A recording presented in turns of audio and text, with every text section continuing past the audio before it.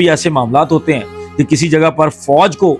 जो civilian command संभालने के लिए कहा जाता है, सिविलियन मामलात के अंदर फौज को इन्वॉल्व किया जाता है, तो उसके बाद ये ज़हन में रखें कि जो वहाँ की हाई कोर्ट होती है उसके अंदर जो 199 जो हमारी रिट जो रिस्ट्रिक्शन है हाई कोर्ट के अंदर, जिसके अंदर आप फंडामेंटल राइट्स को इन्वोक उनको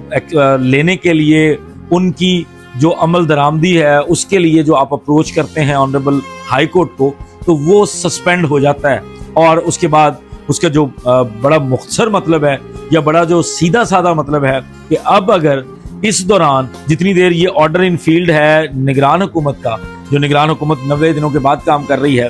तो वो जो फौज की इस वक्त प्रेजेंस है उसमें आप लाहौर हाई कोर्ट के अंदर 199 की रिट फाइल नहीं कर सकते। और उसके अंदर बेशुमार किस्म की रिटें आती हैं, बेशुमार तरह के आपके मामलात हैं जो आपने हाई कोर्ट से रुजू करना